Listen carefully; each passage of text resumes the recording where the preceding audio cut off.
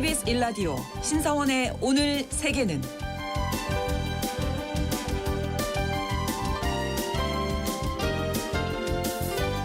안녕하십니까. 아나운서 신성원입니다. 미국 대통령 선거가 두 달 앞으로 다가온 가운데 공화당 도널드 트럼프 후보와 민주당 카멜라 해리스 후보의 첫 TV 토론이 오는 10일 열립니다. 양측의 신경전 고조되고 있는데요. 특히 마이크 소거를 두고 입장이 갈리고 있죠.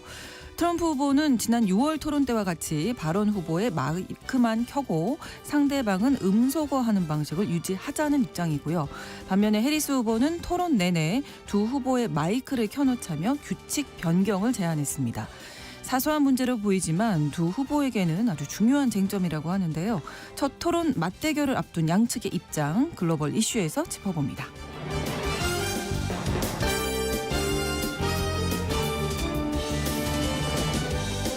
오늘 주목할 국제사회 뉴스는 헤드라인 뉴스와 키워드로 정리해드립니다. 통신원 취재 수첩 뉴질랜드 소식 전해드릴 텐데요. 뉴질랜드 남섬의 주요 도시인 크라이스트처치는 영국 성공회 정착민의 영향을 많이 받았습니다.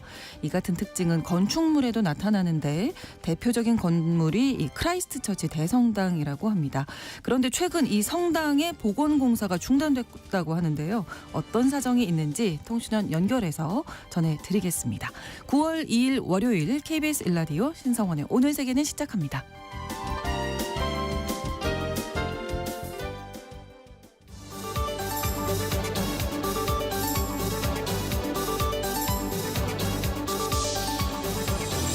오늘 세계는 헤드라인 뉴스.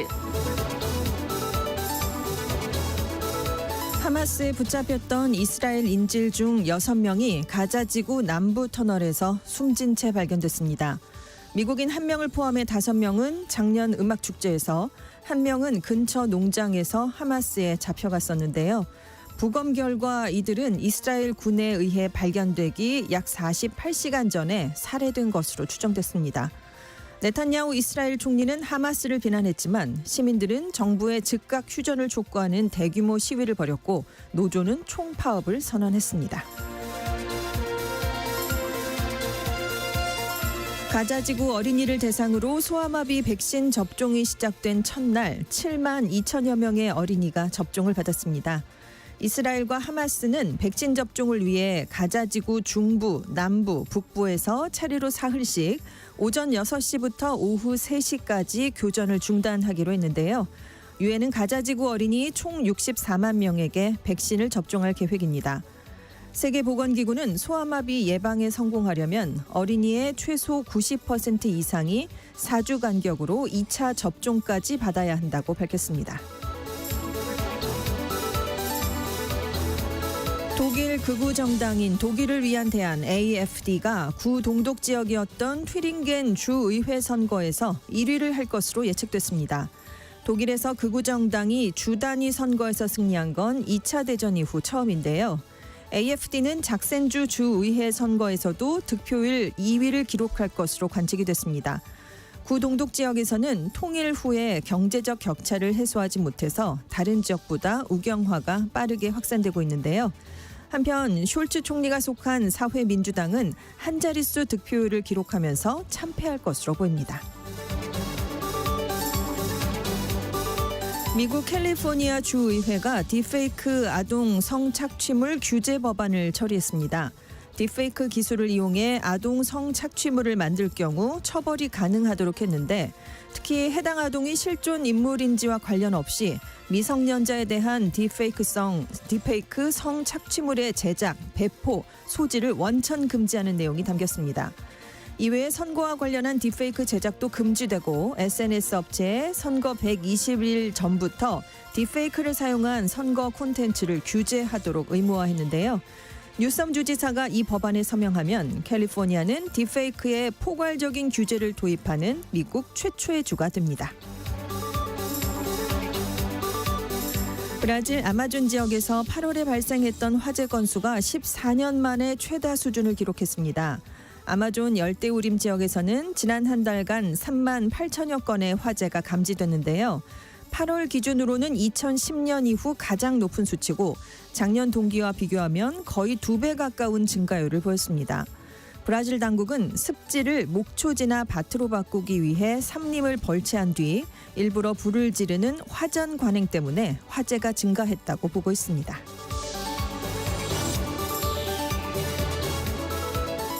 오늘의 헤드라인 뉴스 외신캐스터 전주현 씨가 전해주셨습니다. 이번에는 키워드로 정리한 국제사회 소식을 함께 살펴보죠. 첫 번째 키워드입니다. 산토끼를 공략하려다 집토끼를 이룰 수 있다. 네. 네. 해리스 민주당 대선 후보, 공화당 트럼프 대선 후보가 자신의 기존 발언을 뒤집는 공약을 속속 내놓고 있는데요. 네. 그러니까 부동층 표심을 좀 끌어오고 싶기 때문입니다. 그런데 이 발언의 진정성을 과연 믿을 수 있겠느냐라면서 지지층은 반발을 하고 있는데요. 네.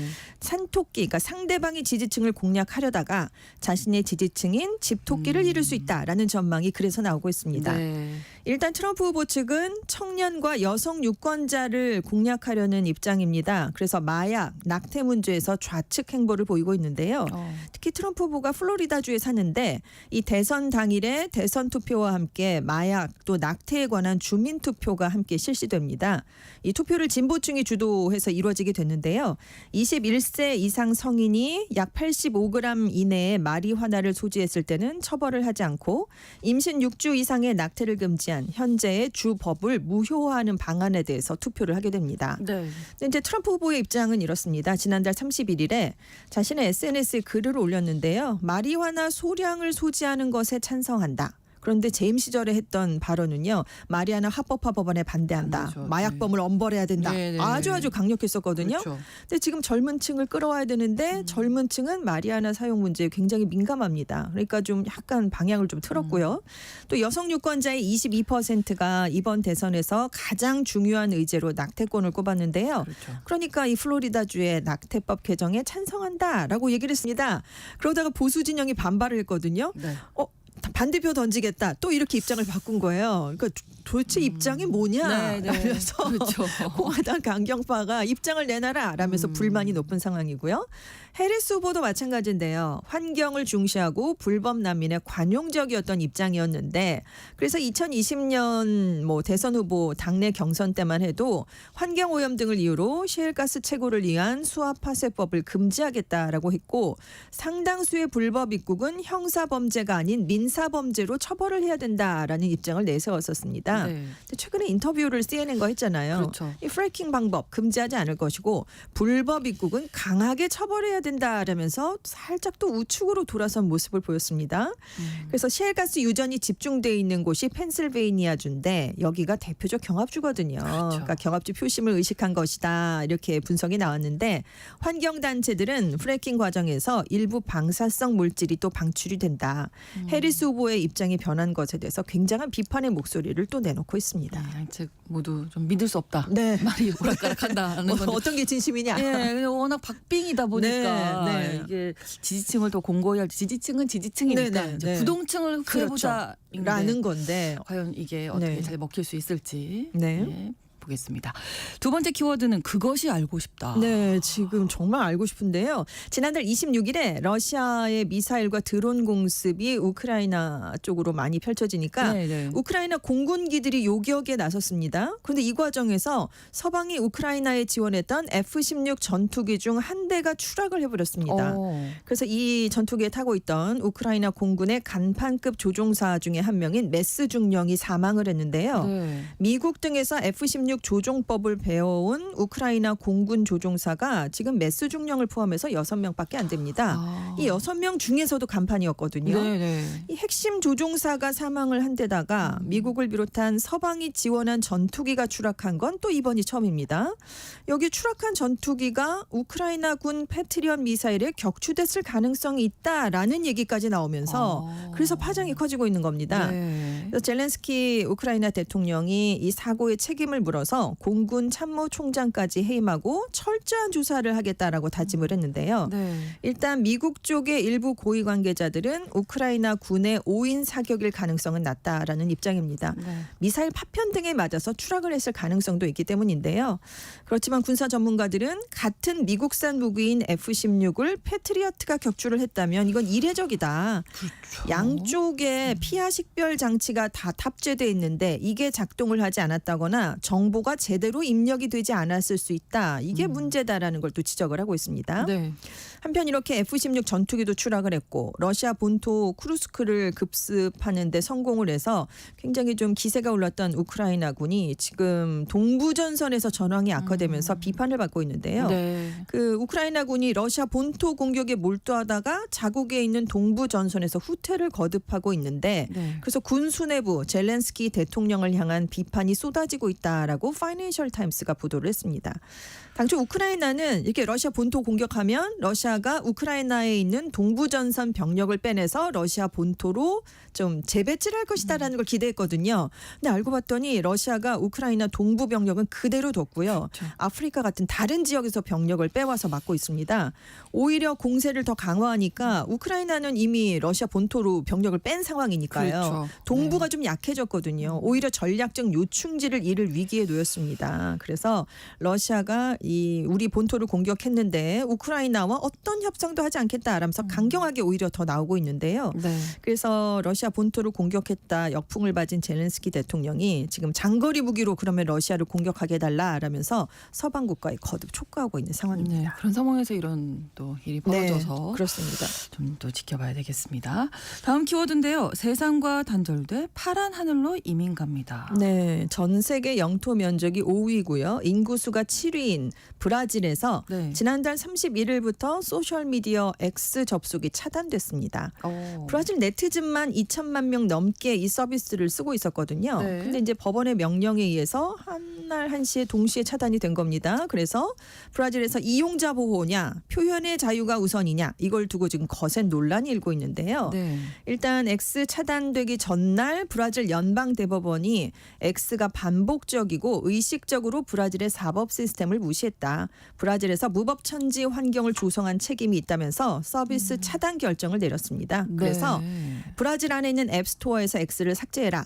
가상 사설망을 통해서 개인이나 기업들이 우회 접속한 게 적발이 되면 5만 헤알 1,200만 원의 벌금을 내도록 이런 명령을 내렸거든요. 네. 그러니까 당연히 일론 머스크 X CEO는 브라질에서 민주주의를 파기하려 하는 것이다라고 강력하게 반발을 하고 있습니다. 네. 어떤 일이 근데 있었던 건가요? 이 양측의 싸움이 이번에 불거진 건 아니고 4월부터 이미 시작이 된 상황이었어요. 브라질 대법원이 보우소나루 전 대통령 정부 시절에 가짜 뉴스를 대거 유포했다라는 혐의로 극우 성향인 디지털 민병대의 계정을 차단하라라고 X에 명령을 내렸습니다. 네. 그러니까 지방선거를 앞두고 이 디지털 민병대 계정이 증오나 인종차별 신호를 또 쏟아낼 거니까 이걸 미리 차단하겠다라는 뜻이었는데요. 네. 근데 일론 머스크 CEO가 언론의 자유가 가장 중요하다라면서 이걸 거부했습니다.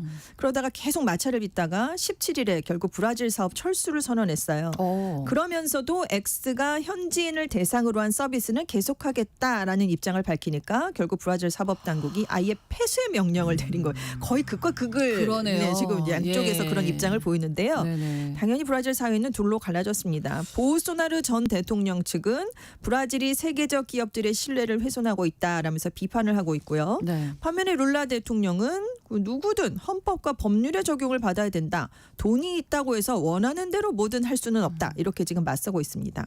이 와중에 혼란스러운 사람들은 X를 쓰고 있던 네티즌들입니다. 그렇죠. 그래서 한 18세 청년이 많은 청년들이 소셜미디어에 의존을 하고 있는데 X가 차단되니까 세상과 단절된 기분이다라는 메시지를 내놨고요. 네. 그래서 지금 브라질에서는 X가 없어졌으니까 네. 새로운 SNS를 찾아가는 플랫폼 이민 현상이 나타나고 있는데 그렇겠죠. 네. 대한 플랫폼으로 작년에 출시된 블루스카이라는 그런 것이 그래서 아까 세상과 파란 하늘. 단절 파란 하늘로 네, 이민을 많이 가신다고 합니다.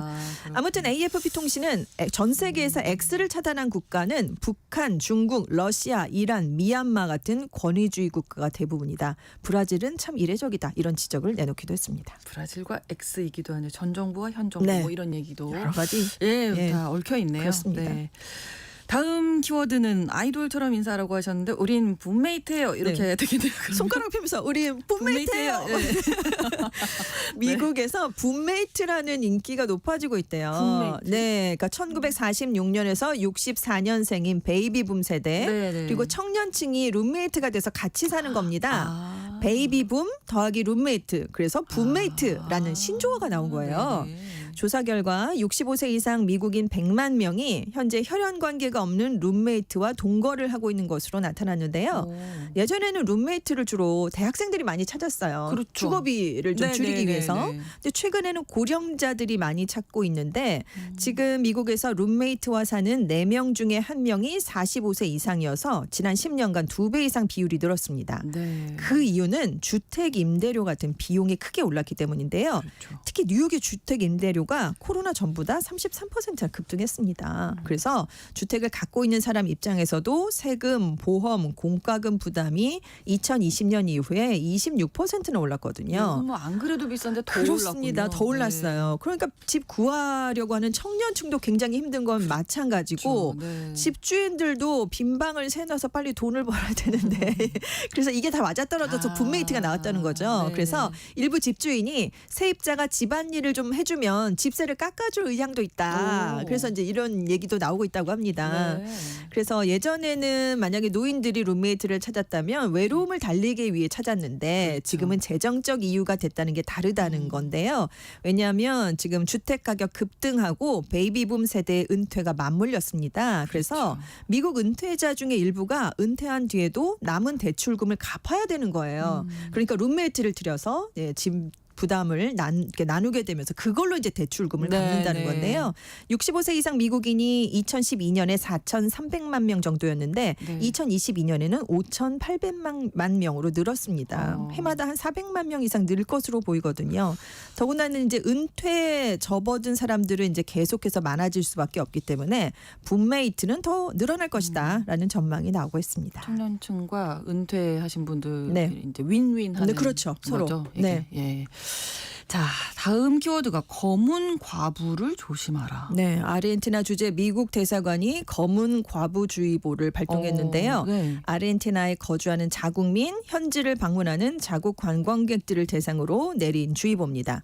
이 검은 과부가요. 네. 매력적인 젊은 여성 1명이나 2명이 SNS나 나이트클럽 아니면 길거리에서 남성을 유혹한 다음에 피해자의 집에 같이 갑니다. 그 네. 후에 수면제나 마약을 넣은 음료수를 마시게 해서 피해자가 잠이 들면 범행을 저지르는 사람들이에요. 네. 근데 왜 검은 과부다 이렇게 네. 이름이 붙었냐면 검은 과부 거미가 짝짓기 후에 암컷이 수컷을 잡아먹는 특성을 가지고 있기 때문에 이런 이름이 붙었다고 합니다. 네. 그래서 일단 아르헨 주재 미국 대사관은 범죄 대상이 되지 않으려면 클럽이나 나이트 혹은 데이트 앱으로 만난 잘 모르는 사람들과는 단독 행동을 하지 말라. 네. 이들이 권하는 음료나 음식은 조심해야 된다라고 당부를 했는데요.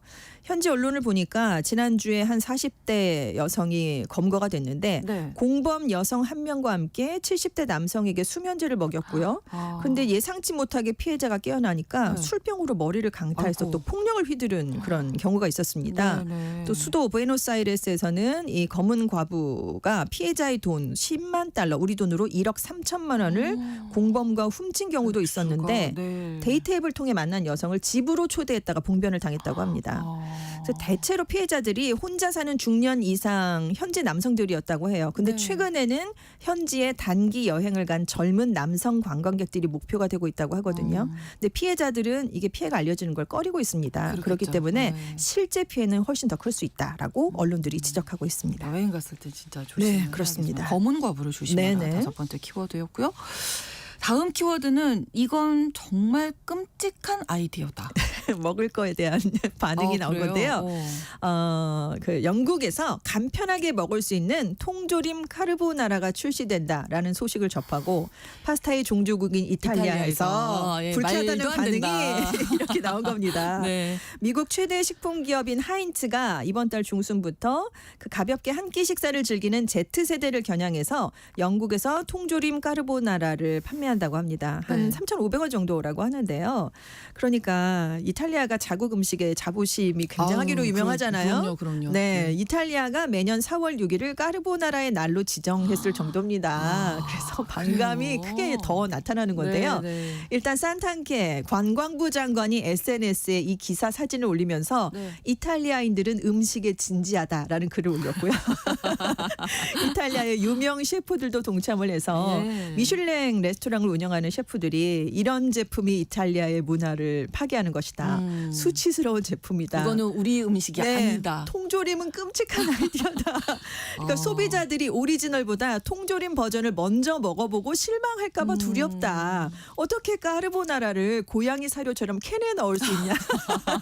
이런 반응들을 보였다고 해요. 네. 근데 이제 이게 수도 로마를 본고장으로 한 파스타라고 합니다. 까르보나라가요. 네. 근데 이제 이탈리아에서 미국의 음식 문화에 반대하는 움직임인 게 이번이 처음이 아닌데 네. 되게 에스프레소 바 형태의 개인 카페가 많이 발달해 있었잖아요. 그렇죠. 2018년에 스타벅스가 밀라노에 첫 번째 매장을 열었을 난리 때 났었죠. 네, 네. 굉장한 네. 항의가 있었어요. 맞아요. 그래서 그렇지만 현재는 잘 정착했다라는 평가가 나오고 있다고 하는데 네. 이 까르보나라 통조림에 대해서는 앞으로 어떤 일이 아니 그 펼쳐질지 까르보나라 모르겠습니다. 자체도 우리가 지금 알고 있는 까르보나라가 이탈리아식 아닙니다. 아닐걸요? 뭐 네. 계란 노른자 들어가고 그렇습니다. 거기 양저 치즈도 넣어야 되고 네. 후추만 들어가야 되고 그런데 우리나라는 생크림, 뭐 우유, 파마산 치즈 약간 변형돼서 크림 소스 쓰고 파스타를 있잖아요. 그냥 대충 그렇습니다. 까르보나라라고 그래서 알고 맛은 있는데. 상당히 다릅니다. 그것도 뭐라고 할 것 같은데 통조림이니까 오죽하겠습니까? 네.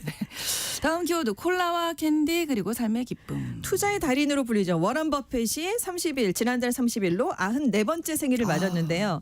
장수 비결이 뭐냐 여기에 관심이 쏠렸어요. 그래서 미국 경제지 포천이 네. 버핏의 장수 비결은 코카콜라와 캔디 그리고 삶의 기쁨이라고 제목의 기사를 냈습니다. 앞에 두 개는 절대 하지 말아야 할 것 아닌가요? 건강한 장수하려면? 식단으로 알려진 것과 거리가 멀다라고 오. 이제 기사에 썼는데요. 네. 워런 버핏이 나는 6살 아이처럼 먹는다라고 얘기를 한 적이 있대요. 감자스틱도 먹어야 되고 매일 355ml 분량의 콜라를 5개씩 먹는 걸로 유명하다고 합니다. 한 캔만 먹어도 엄마한테 혼날걸요. 아, 여섯 살 그러니까요. 네. 매일 아침에 패스트푸드점에 들러서 소세지 패티 2개, 계란, 치즈, 베이컨 이 메뉴를 먹고요. 점심에도 패스트푸드점에 들러서 칠리 치즈 도구, 뭐 썬데이 아이스크림, 간식으로 시즈 캔디 사탕, 초콜릿을 즐겨 먹는다고 합니다.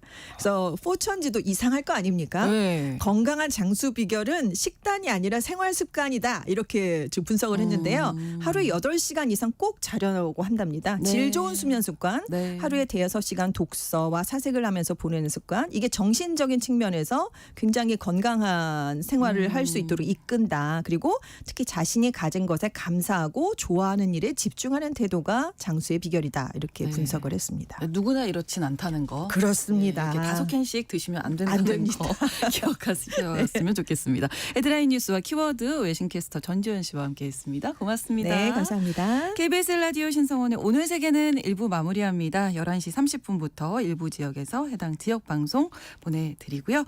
노래는 네킹콜의 노래 LOVE 전해드립니다. L is for the way you look at me. O is for the only one I see.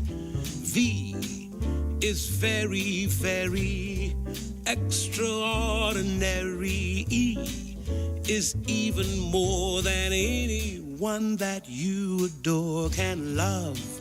Is all that I can give to you. Love is more than just a game for two. Two in love can make it. Take my heart and please don't break it. Love was made for me and you.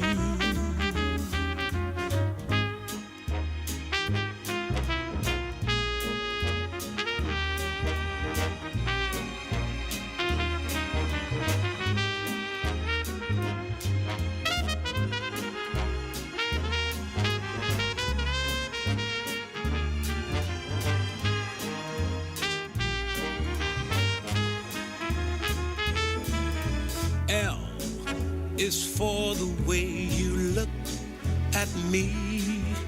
O is for the only one I see. V is very, very extraordinary. E is even more than anyone that you adore can love. Is all that I can give to you. Love is more than just a game for two. Two in love can make it. Take my heart and please don't break it. Love was made for me and you. 지금 시각은 11시 30분입니다. KBS Ladies and gentlemen. 국제사회의 다양한 뉴스를 한눈에 KBS 1라디오 신성원의 오늘 세계는 세계를 바로 보는 최소한의 투자입니다.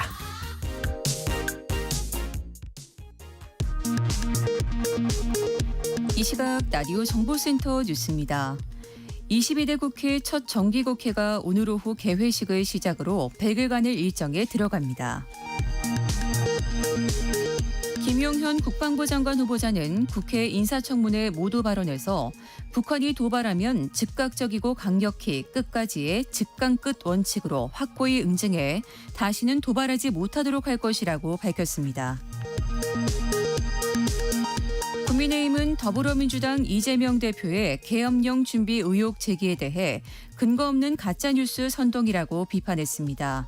한동훈 대표는 해당 발언이 국기문란에 해당한다며 면책 특권을 법률로 제한해야 한다고 주장했습니다.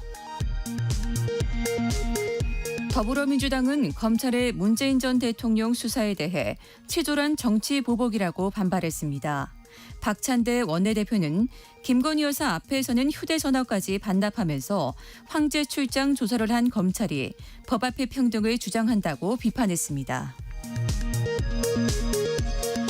전국 의과대학 교수협의회는 정부의 발표와 다르게 이미 많은 응급실은 정상적인 진료를 못하고 있다면서 추석을 기점으로 응급진료가 제한되거나 응급실을 닫는 대학병원이 더 늘어날 것이라고 밝혔습니다.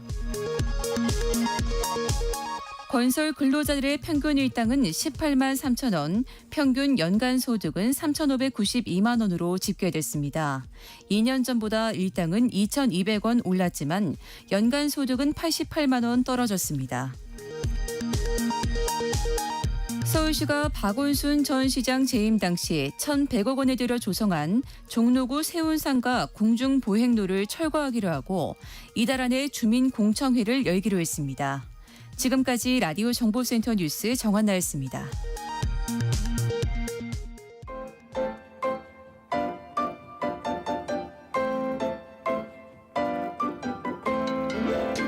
통신원 취재 수첩.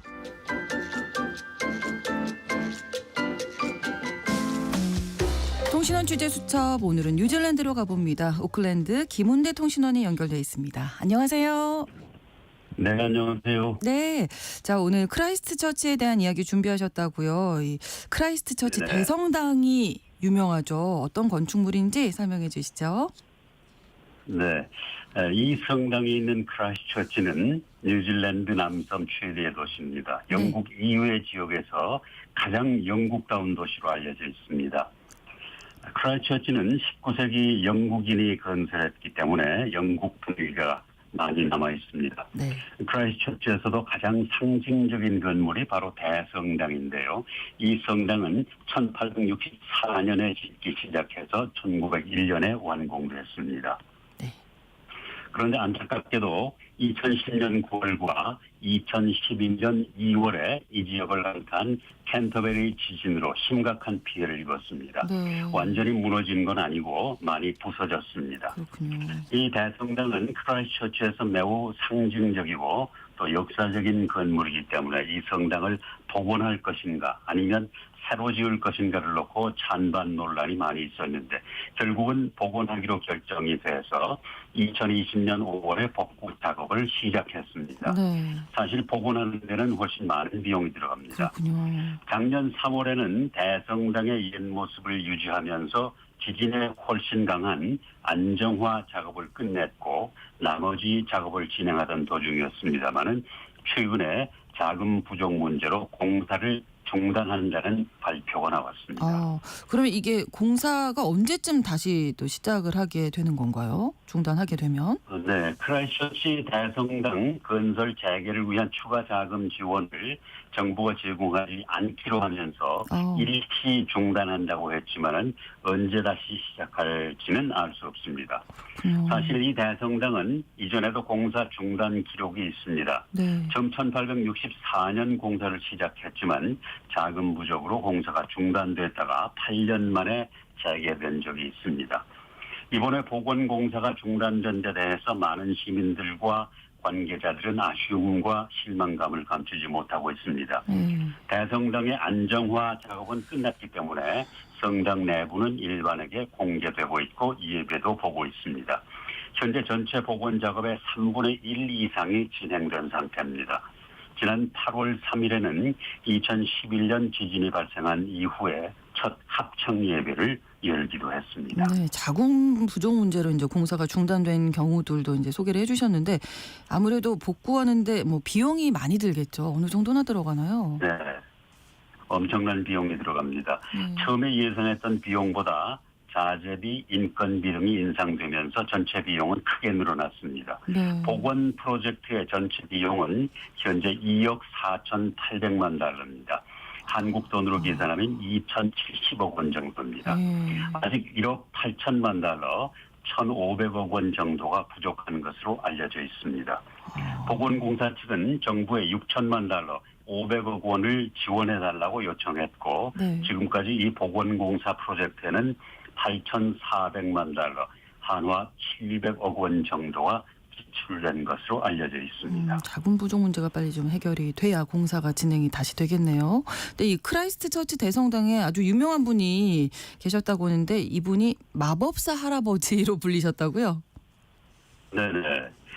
그 마법사 할아버지는 1932년생으로 92살이고 본명은 네. 이안 찬넬입니다. 네. 아마 2011년 이전에 크라이스트처치 방문하신 분들은 이 할아버지 기억하시는 분들 많이 계실 겁니다. 네. 영국 런던에서 태어나 영국 공군을 거쳐서 항해사 생활을 한 후에 사회학과 심리학을 전공했습니다.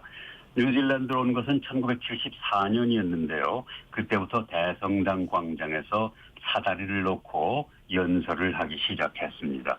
연설 내용은 주로 사회 풍자라든가 성경 이야기였습니다. 그는 영국 교회의 거짓 선지자 복장을 하거나 마법사가 쓰는 뾰족한 모자를 쓰고 점심시간에 그곳에서 설교를 했습니다. 긴 턱수염도 아주 인상적입니다. 네. 크라이스트처치 시의회는 그를 체포하려고 했는데 인기가 너무 많아서 대성당 광장을 대중 연설 장소로 만들었습니다. 네. 1982년 뉴질랜드 미술관 관장협회는 이 마법사 할아버지가 진정한 살아있는 예술 작품이라고 인정했고 시의회에서는 그를 크라이스트처치의 마법사로 임명했다는 성명을 발표했습니다. 네.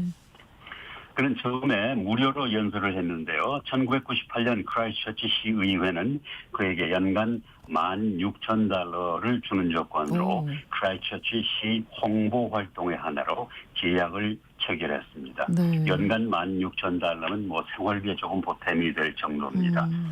이 마법사는 지역사회에 봉사한 공로로 2009년 여왕 봉사 메달을 수상하기도 했습니다. 네. 2011년 2월 크라이스트처치 지진 이후 마법사는 볼 수 없게 됐는데 그의 뒤를 이을 마법사가 있다는 얘기도 나오고 있습니다. 다시 제2대 마법사가 나올지 모르겠습니다. 네. 자, 크라이스트 처치에서 또 둘러볼 만한 곳 어디 좀 소개해 주실 수 있으실까요? 네, 크라이스트처치에는 인기 있는 명소가 많습니다. 근교에 아카로아나 리틀턴으로 가시면 멋진 해안마을에 환상적인 카페라든가 레스토랑을 비롯해 볼거리와 즐길거리가 많이 있습니다. 아니면 크라이스트처치에서 서던 알프스, 남알프스를 거쳐서 웨스트 코스트까지 운행하는 트랜스알파인 열차를 타고 내륙으로 여행하시는 것도 좋습니다. 네. 그리고 돌고래 여행을 원하시면 가이코라로 가시면 되고 크라이스트처치 시내에 머물고 싶다면 아트센터라든가 해푸나 온천, 해글리 파크, 크라이스트처치 식물원도 아주 좋습니다. 네, 오늘은 크라이스트 처치 자세히 소개해 주셨습니다. 오늘 고맙습니다. 감사합니다. 네, 뉴질랜드 오클랜드에서 김훈대 통신원이었습니다.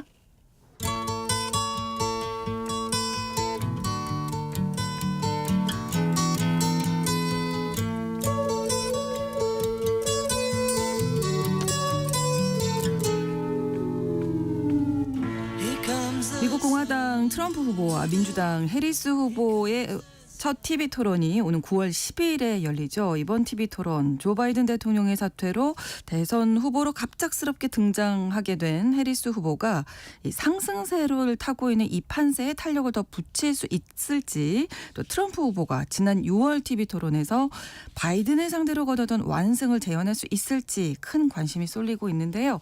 오늘 글로벌 이슈에서 첫 토론 맞대결을 앞두고 있는 두 후보의 움직임 또 장단점까지 분석해 보겠습니다. 오혜리 국제전문기자와 함께합니다. 어서 오세요. 네, 안녕하세요. 네, 일단 해리스 대선 후보 확정 이후에 첫 언론 인터뷰 가졌잖아요. 네. 어떤 말들이 나왔는지 좀 정리해 네, 주시죠. 지난 8월 29일 CNN 방송하고 인터뷰를 했죠. 네. 해리스 부통령하고 러닝메이트인 팀 올즈 미네소타 주지사 함께 했습니다. 해리스 부통령이 대선 출마한 이후에 언론과 이렇게 사전 준비 없이 사전 원고도 없는 상태에서 인터뷰하는 건 처음이었다 그래요. 네. 이 자리에서 해리스는 자신이 이제 대통령이 되면 최고 우선순위는 중산층을 지원하고 강화하는 기 위해서 할 수 있는 모든 일을 다 하겠다 이렇게 강조를 했고 네. 취임 첫날에 기회경제를 만들기 위한 계획을 시행하겠다 이렇게 얘기했습니다. 네. 기회경제라는 말 요즘에 참 많이 쓰거든요. 기회경제, 네. 해리스가요. 중산층뿐만 아니라 이제 저소득층에게도 기회를 공평하게 주기 위한 경제를 단단하게 만들겠다. 이게 해리스가 지금 내세우고 있는 경제 정책의 핵심입니다. 네. 구체적인 정책으로는 자녀 세액 공제 확대, 또 저렴한 주택 공급 또 하고 바가지 가격을 없애기 위한 여러 가지 조치도 하겠다 이렇게 예를 들었어요. 네. 근데 질문이 어떻게 나왔냐면은 진행자가 그럼 왜 해리스하고 바이든 행정부 때 네. 그런 정책을 지난 3년 반 동안 하지 않았냐 이렇게 질문을 했어요. 네. 좀 그럴 날카로운 수 있죠. 질문이긴 네, 했는데 네. 해리스는 어떻게 대답했냐면은 네. 그 코로나19 위기를 전 정권인 도널드 트럼프 대통령 정권 때 제대로 하지 않아서 그 영향으로 미국 경제가 침체됐다. 그래서 일단은 그 문제부터 침체한 경제를 됐어야겠다. 되살리는 것부터 해야 됐기 때문에 좀 미진했다. 이렇게 답을 했습니다. 좀 뭐 이렇게 정면으로 이렇게 자신의 어떤 비전을 나타내기보다는 조금 전 정권 탓으로 그렇죠. 돌린 면이 네, 있죠. 네, 네. 그리고 또 여성이자 흑인 대통령이 흑인 여성으로서 최초의 대통령이 그렇죠. 됐는데 어떤 의미를 갖는다고 생각하냐라고 했더니 네. 자신은 인종, 성별 이런 건 상관없이 모든 미국인들을 위한 대통령이 될 자신이 있다 이렇게 밝혔습니다. 네. 또 이 밖에 공화당 인사들도 이제 과감하게 그 인재들도 채용하겠다 이런 얘기도 했죠. 네. 첫 언론 인터뷰 치고는 좀 임팩트가 부족한 것이 아니야 이렇게 뭐 얘기 나오고 있다고요. 예, 그래요. 네. 그렇습니다. 근데 저도 인터뷰를 봤거든요. 네. 지금도 홈페이지에 들어가면은 동영상을 볼 수가 있습니다. 네. 근데 심층 인터뷰라고 하기에는 좀 모자라는 면이 있었어요. 일단 시간이 너무 짧더라고요. 30분이 채 되지를 않는데 여기에 질문자의 그 질문 시간 또 월스의 답변 시간 그렇죠. 이런 거를 하면은 해리스가 발언해서 그의 생각을 듣기에는 좀 시간이 너무 짧았던 짧았다. 듯합니다. 네. 그러다 보니까 이제 뭐 까다로운 문제들, 뭐 경제라든지 불법 이민자 문제라든지 이런 거에 대해 심도 있는 질문도 좀 되지 못했고 네. 또 자신의 생각을 명확하게 해리스가 나타낼 수 있는 답변을 하기에도 좀 부족했다라고 하는 평가가 많은 것 같아요. 네. 그리고 첫 인터뷰의 이 상대로 CNN과 한 부분에 대해서도 사실 CNN이 좀 반 트럼프 기조로 유명하잖아요. 네, 네, 좀 네. 안전한 선택을 했다. 이게 어떤 깊이 있는 어떤 자신의 정책을 나타내는 것보다는 그냥 감소 수준이었다. 이런 반응들도 꽤 있더라고요. 깊이가 없었다. 이런 네. 이야기가 나오고 있군요. 경쟁자인 공화당 대선 후보 트럼프 측의 반응은 어땠습니까? 뭐 당연히 쉽지 않습니다. 소셜 미디어에 그 방송이 끝나자마자 네. 이제 올렸는데 지루하다 이렇게 얘기를 했고 예. 또 자신은 언론과 인터뷰를 할 때 특히 방송과 인터뷰를 할 때 생방송을 하는데 이번에 사전 녹화로 하더라 이렇게 얘기를 했어요. 네. 물론 트럼프가 지난 4년 동안의 자신의 재임 기간이라든지 또 여러 방송과 인터뷰의 모두 다 생방송을 한 건 아닌데 어쨌든 그렇게 우기긴 했더라고요. 그리고 또 해리스가 그 단독으로 인터뷰하지 않고 네. 월스 러닝메이트 월스를 대동한 거에 대해서도 좀 지적을 했는데 앞으로 대통령이 되면은 뭐 김정은이라든지 푸틴이라든지 이런 사람들 단독으로 상대를 해야 되는데 과연 그런 능력이 있느냐 없는 것 같다 이렇게 지적하기도 했습니다. 그렇군요. 자, 일단 그 트럼프 해리스 첫 TV 토론회가 9월 10일에 네. 개최될 예정인데 그 마이크 음소거 문제 두고 여러 설전이 네. 오갔거든요. 어떻게 좀 정리가 됐습니까? 아직도 안 된 것 같아요. 아직도요? TV 토론이 이 ABC 방송 주체로 그렇죠. 대선 경합주 중 하나인 펜실베니아주 필라델피아에서 이제 개최가 됩니다. 네. 청중은 없어요. 그래서 ABC 방송의 두 남녀 진행자가 질문을 하면 네. 두 후보가 답변하는 방식으로 진행이 될 예정입니다. 토론의 시간은 저녁 9시부터 90분 동안 진행이 될 예정인데 네. 말씀하신 대로 이 음소거 문제 이렇게 남들이 보기에는 좀 사소한 문제 아닌가라고 네. 생각할 왜 수도 이렇게 싸우지? 있는데 뭐 이런 생각 처음에 아직도 들었어요. 정리가 안 된 상태입니다. 그 워낙은 트럼프가 지난 8월 27일 소셜 미디어에 CNN 토론 때가 음소거를 적용한 그때 바이든과의 토론이었거든요. 그렇죠. 그때 동일한 규칙으로 하기로 민주당과 합의했다 이렇게 소셜미디어에 올렸어요. 그래서 토론이 그 규칙에 따라서 일정대로 진행된다 이렇게 했는데 해리스는 지난 8월 31일에 X에 올린 글에서 토론 내내 마이크를 켜는 투명한 방식으로 토론을 하자. 네. 그러면서 트럼프가 라이브 마이크를 이용해서 토론을 하지 못하는 거는 문제가 있다 이렇게 얘기하면서 일단은 측근들이 우리 트럼프 후보는 그렇게 마이크를 라이브로 켜놓으면은 우리한테 불리하다 이렇게 얘기를 하고 있다고 보여지는데 네. 자기 팀도 트럼프를 신뢰하지 못하는데 미국 국민이 어떻게 신뢰할 수 있느냐 이렇게 얘기한 걸 보면은 네. 오늘 아침에도 제가 체크를 해보니까 아직도 이 부분에서는 정리가 의견 확실히? 합의가 안 된 것으로 보여집니다. 아무래도 트럼프 측에서는 이제 8월 27일 첫 그 마이크 끄고 이렇게 했었던 때가 더 좋았단 말이죠. 네, 그 맞아요. 기억이 있으니까 예. 뭐 그런 신경전이 있겠죠. 그래서 예, 자신한테 유리하다고 생각하는 그렇죠. 거죠. 그 2020년 바이든 후보 당시 후보하고 토론을 했을 때는 정말 막무가내로 예. 막 끼어들고 뭐 네. 이렇게 무례한 행동하고 이래가지고 좀 점수를 많이 까먹었습니다. 그런데 지난 6월에 바이든하고 첫 TV 토론을 할 때는 네. 양측 모두 뭐 그런 과거 했던 그런 거를 좀 막기 위해서 음소거를 하자. 네. 상대편이 발언하는 동안에는 그 나머지 한 후보의 마이크를 끄도록 하자라고 했는데 네. 이번에는 본인이 이제 마이크를 끄고 하자라고 네, 하는 네. 쪽으로 트럼프가 주장을 하고 있는 겁니다. 말씀하신 대로 그 1차 토론 때를 보면은 4년 전에 TV 토론했던 것보다 트럼프가 좀 달라졌다 네. 이런 반응이 좀 있었어요. 그렇죠. 좀 차분하고 절제된 그런 좀 태도를 보여줬는데 그게 사실은 마이크를 껐던 거가 좀 덕을 본 게 아니냐라고 하는 평가가 나오고 있는데 트럼프 진영도 그렇게 평가하고 있는 것 같습니다. 네. 그래서 해리스는 이제 끄면 안 되겠다 네. 생각을 하는 거고, 네.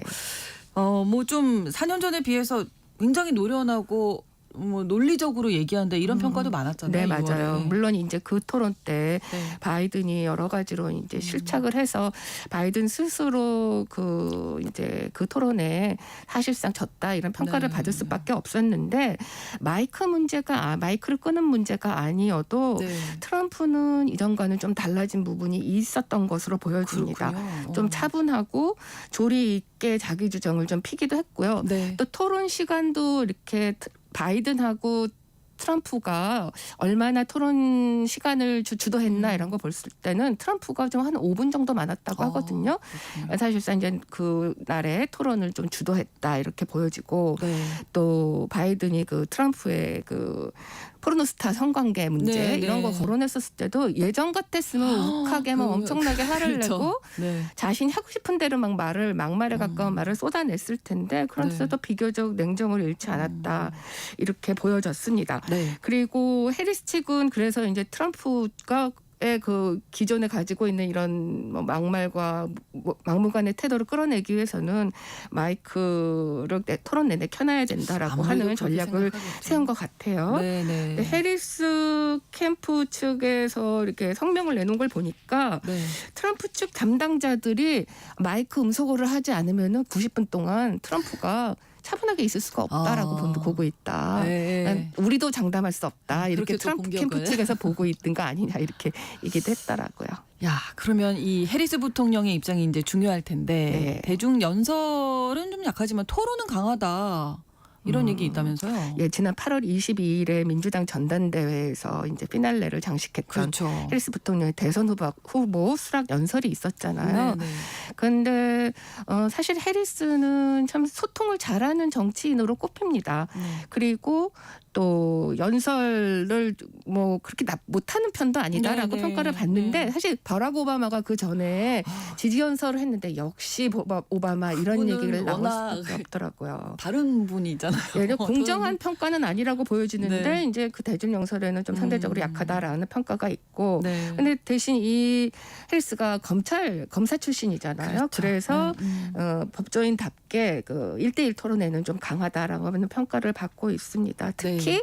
상대방을 자멸하게 만드는 그런 좀 전략 이런 태도가 좀 능력이 있다 그래요. 그러니까는 네. 검사 시절에 피고를 몰아붙이던 이런 실력이 역시 토론에서도 발휘될 수 있다 이렇게 보고 있는 것 같아요. 네. 근데 트럼프와 해리스는 여태까지 한 번도 이렇게 소위 맞짱이라고 예. 하는 이렇게 맞대결을 한 적이 없잖아요. 그래서 이번 토론은 이번이 정말 처음이군요. 예, 정말 처음이어서 정치적으로도. 해리스가 이번 토론을 통해서 검증대에 오를 수밖에 없기 때문에 상당한 부담이 있을 것으로 보여집니다. 네. 그리고 또 민주당은 바이든이 그 이전에 토론에서 트럼프한테 완패를 당했기 때문에 그렇죠. 그런 일을 막기 위해서 이제 해리스와 여러 가지 준비를 할 텐데 네. 과연 얼마나 해리스가 트럼프의 그 공세를 막아낼 수 있을지 유권자들이 아주 유심히 지켜볼 것으로 예상이 되고 있습니다. 그렇습니다. 핵심 주제는 어떤 것들이 나올까요? 핵심 주제는 아무래도 경제 외교 그리고 뭐 불법 이민이 되지 않을까라고 생각이 듭니다. 네. 엄밀하게 말해서 해리스에게 모두 불리한 주제다라고 저는 생각이 듭니다. 경제 부분을 보면은 앞서서 그 CNN 기자도 그리고 여러 가지 경제 아이디어, 정책 아이디어가 있으면 왜 이번 행정부에서 하지 못했느냐라고 하는 질문을 던졌는데 사실 바이든 행정부와 비교해서 좀 해리스만의 경제 정책이다라고 하는 거를 확실하게 보여주는 데는 좀 아직은 좀 미진한 것 같아요. 네. 또 더군다나 그 바가지 요금 문제만 해도 주류 경제학계에서는 굉장히 비판적입니다. 포퓰리즘 정책이고 해리스가 하려고 하는 여러 가지 정책들을 현실화했을 때는 이 연방 정부의 부채가 아주 심해질 거다 이런 얘기들도 하고 있어요. 외교 문제에서도 해리스는 좀 유리한 고지는 아니에요. 트럼프는 이미 이제 김정은과의 그 정상회담을 성사시켰던 거를 당연히 자신의 그렇죠. 공적으로 아주 대대적으로 내세울 것으로 보이고 네. 또 현 정부의 우크라이나 정책이라든지 이스라엘 하마스 전쟁 대응 이런 것들을 아주 매섭게 공격할 것으로 보이는데 네. 사실은 이 정부에서 해리스는 외교 정책 부분에서는 자신의 존재감을 거의 나타낸 적이 없는데 과연 이번 토론에서 자신만의 정책을 어떻게 내세울지 이게 좀 주목이 됩니다. 불법 이민 문제는 뭐 여러 차례 거론을 했던 부분인데 트럼프는 어떻게 보면은 미국 국민들이 듣고 싶어하는 구체적이고 직접적인 그런 정책 다 내쫓겠다. 또는 그렇죠. 확실하게 얘기를 하잖아요. 확실하게 얘기를 네, 해서 이게 이렇게 확 이제 이 머릿속에 이렇게 네, 박히는데 네.